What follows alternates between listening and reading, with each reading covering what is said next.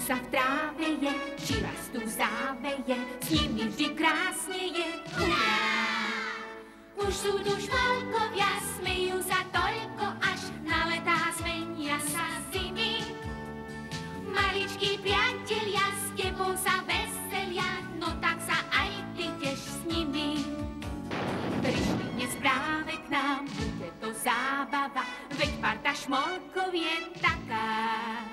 Záhadné príhody, shody aj náhody, to všetko dnes na nás čaká. Už sú tu šmolkovia, smejú sa toľko, až na letá zmenia sa zimy. Maličkí priatelia s tebou sa veselia, no tak sa aj ty tiež s nimi.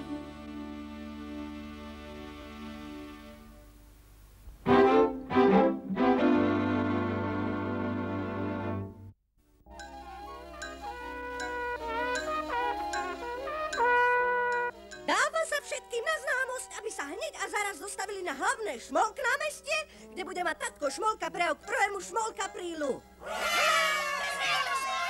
Akurát! Prvý Šmolkapríl je najotravnejší a najhorší deň v roku. Každý rok je to rovnaké. Všetci si chcú vyšmolknúť akurát zo mňa, ale tento raz ma nik nedobehne. Ako vidno, už sa aj potvrdzuje, že som predvídavý. Samozrejme, a prvý si musel prísť zošmolknúť Tipko s tým svojim ošúchaným prekvapkom.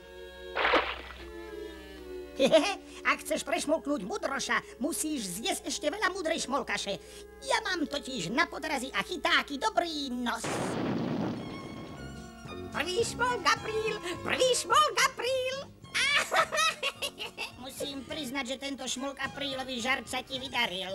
Ďakujem za uznanie, ale teraz si už poďme vypočuť tatkov Šmolkaprílový prejav. Jaj, keby už radšej bolo zajtra. Dovolte, aby som vám pripomenul, že dnes je prvý Šmolkapríl. Je to jediný deň, keď je každému dovolené vyšmolknúť hocikomu, hociakú šmolkarinu. Pozor! Za vami je obrovská obluda. Prvý Šmolkapríl.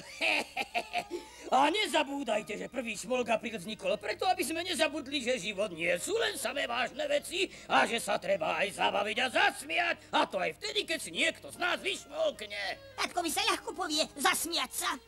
Ale chcel by som ho vidieť, keby každý rok prvého Šmolkapríla prežíval to, čo ja. A na prvo Šmolkaprílové žarty sa neurážajte, berte ich s humorom. Berte ich s humorom, To si môže dovoliť akurát tak tatko, lebo on len tak na hociaký trik nenaletí. Ahoj, Mudro. Dúfam, že ty si pre mňa nepripravil nejaký Šmolkaprílový žart. Jasnačka, že nie. Z podobných detských hlúpostí som už vyrástol. A ja práve preto chcem využiť tento deň rozumnejšie a užitočnejšie. Vybrala som sa do lesa na šmoliny, ale nemôžem vybrať ten vrchnák. Daj, pre mňa je to hračka. Ozaj to drží ako si. Prvý Šmolkapríl! Povedala som si, že ak mi naletíš, nájdem plno sladučkých šmolín. Neviem, čo je na tom také smiešné. To bol teda nápad vymyslieť deň žartov. Nechápem, ako môže tatko s niečím takýmto súhlasiť. Prestaň sa už durdiť, Mudroš, veď je prvý Šmolkapríl. A všetci si chcú prvo Šmolkaprílové žarty vyskúšať práve na mne. Ako vraví tatko Šmolka, tie žarty treba brať s humorom. Hlavu hore, nič si z toho nerob a daj si placku, ha? Jej, ďakujem.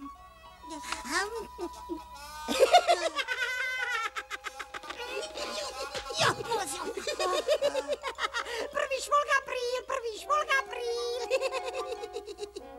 Tak mi treba, nemám každému veriť. A prečo sa hneď fúkaš? Dal som ju aj iným, nie len tebe, a oni sa na tom smiali.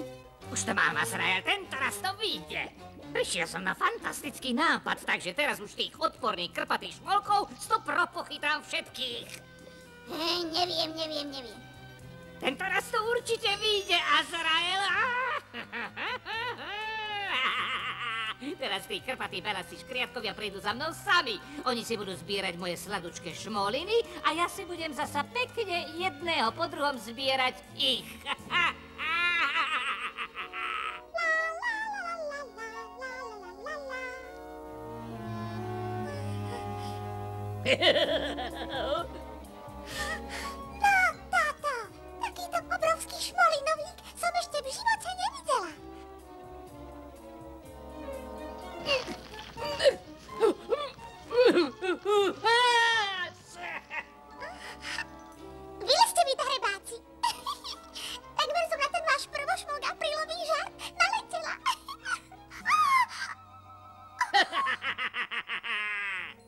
Tie prvošmolka prílové šašovinky ma už totálne otrávili.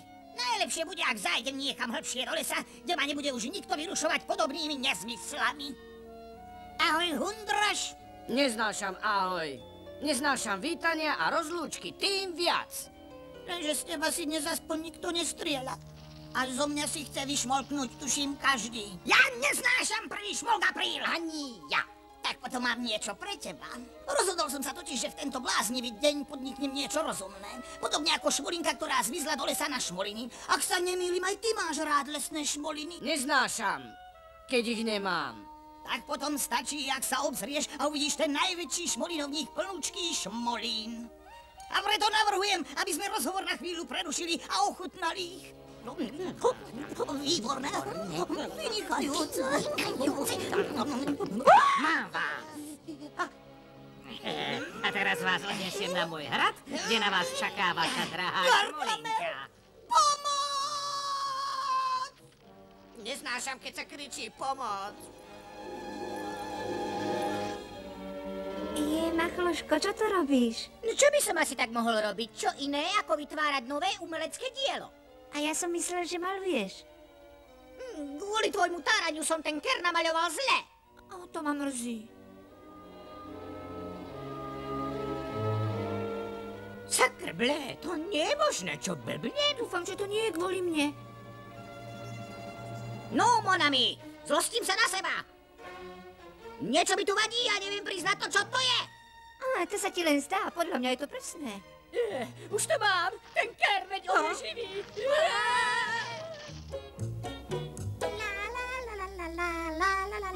Ak chceš, môžem ťa sprevádzať na trúbke. Niekedy, inokedy. Tebe sa nepáči, ako hrám? Tak som to nemyslel, prepáč. Budem veľmi rád, keď mi niečo zahráš. Pravda, že zahrám? Nie, to nie, moje cesto. Prečo mám zrazu pocit, že nad nami visí niečo nepríjemné? Prvý šmolk apríl! Prvý šmolk apríl! Jak žil som nevidel nič smiešnejšie, ako keď ti to cesto... Ó, tatko šmolka. No, to teda bolo naozaj veľmi smiešné. Vy nenapraviteľní výmyselníci. Máte šťastie, že je dnes prvý šmolk apríl. Prepáč, tatko šmolka. Vlastne som rád, že vás vidím. Zrazu sa mi totiž zazdalo, že ste všetci kam si zmizli. Všetci? Never, to iste už molili na nás nejaký prvošmolk aprílový žartík. Lenže ako sa vraví, istota je istota, takže si to radšej overíme. Nám už nie v pomoci, odtiaľ sa nedostaneme. A ešte horšie je, že ak niekto nebude varovať ostatných, preoblečený Gargamel ich všetkých ľahko pochytá. Čo skoro tu budete všetci. Tak čo, ako sa vám páči môj prvoaprílový žartík? Niečo mi tu nesedí. Na Machloškovom obraze je šmolinový krík, ale nech sa pozerám ako chcem, tu ho nikde nie. No a prečo by si ho, povedzme, nemohol vymyslieť? Pretože podľa mňa je ten krík ďalším z Gargamelových výmyslov. Tatko, poďte rýchlo sem, tu je šmolinkin čbán. Je to jasné, papajko? Ty s Radkom budeš pozorovať vchod do Gargamelovho hradu a ja s vtipkom zabehnem po Čierno-Pierka a preskúmame ho z vrchu. Pozri, aký veľký šmolinový krík, to bude skvelá pozorovateľňa. Perfektné. Vďaka za uznanie.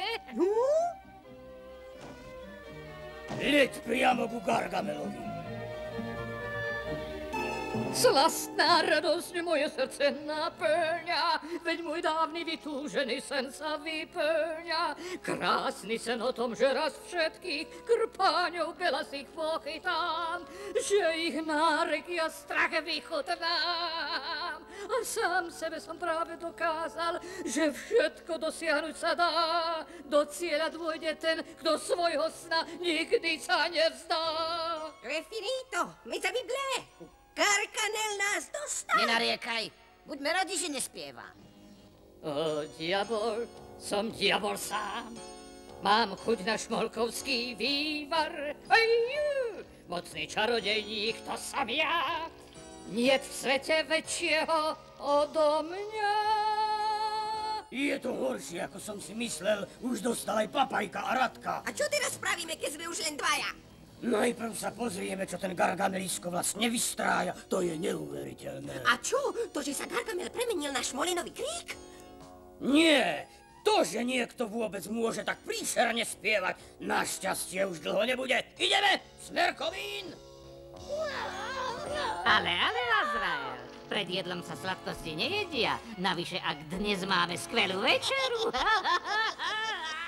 Čo povieš, nezaslúži si Gargamel od nás pekný prvošmolkaprílový žartík?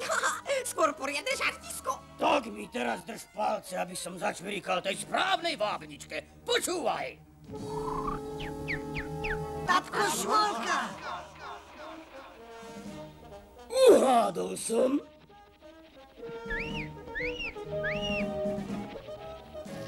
Zábava sa skončila, moji chutnočky. No, kto z vás chce byť hlavným chodom a kto zase dezertom? Čo je to?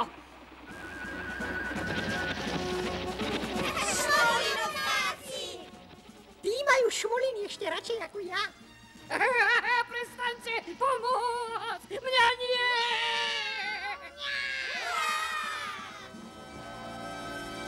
Kto vie, ako sa má teraz Gargamel? Hneď ti to poviem, vtipko, môj teleskop.